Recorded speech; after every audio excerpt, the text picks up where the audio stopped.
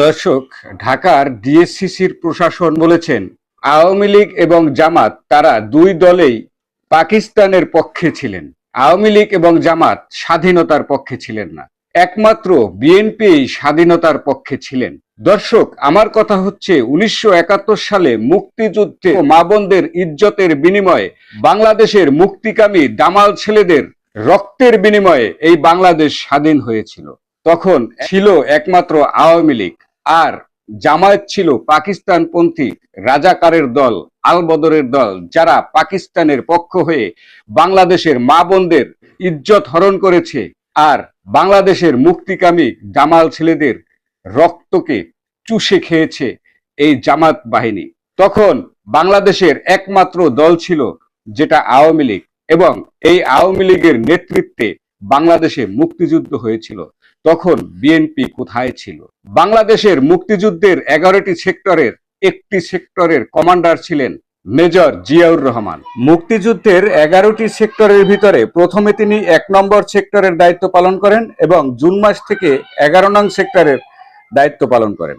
এরপরে আবার জুলাই থেকে জেট ফোর্স ব্রিগেডিয়ার কমান্ডার হিসেবে দায়িত্ব পালন করেন। তখন তো এই বিএনপি রাজনৈতিক দলের জন্মই হয়নি, তাহলে কিভাবে এই বিএনপি মুক্তিযুদ্ধের স্বাধীনতার পক্ষে নেতৃত্ব দিয়েছিলেন?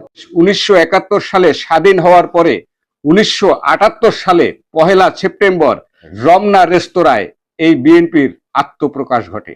যে দলের জন্মই হয়েছে বাংলাদেশ স্বাধীন হওয়ার 8 বছর পরে, সেই দল কিভাবে বাংলাদেশের স্বাধীনতায় নেতৃত্ব দিয়েছিল আমার বোধগম্য নয়। যারা মুক্তিযুদ্ধ করেছে, বাংলাদেশের স্বাধীনতার পক্ষে যুদ্ধ করেছে, তাদের কিছু মানুষ এখনো বেঁচে আছে যারা সমস্ত ইতিহাস জানে। আপনি মুক্তিযুদ্ধ করেছেন, আপনিও জানেন আপনি কাকে খুশি করার জন্য এইসব ভুলভাল ইতিহাসের সৃষ্টি করছেন বা এইসব ভুলভাল ইতিহাস জন্ম দিতে চাইছেন। কাকে খুশি করার জন্য? আমি বিএনপিকে বলবো, আপনারা সাধারণ বাংলাদেশের সহজ সরল মানুষদেরকে ভুলভাল বুঝিয়ে এভাবে বিভ্রান্ত করবেন না, এতে আপনাদের দলের ক্ষতি হবে।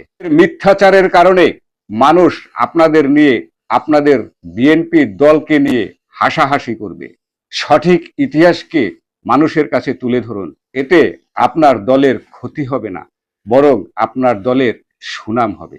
বাংলাদেশের জনগণ ইতিহাস জানে, কিন্তু ভুল ব্যাখ্যা দেওয়ার চেষ্টা করবেন না, তাতে মানুষ আপনাদের দলের প্রতি উপহাস করবে, মানুষ আপনাদের দলের দিকে আঙ্গুল তুলে হাসাহাসি করবে। দর্শক, আজ এ পর্যন্তই।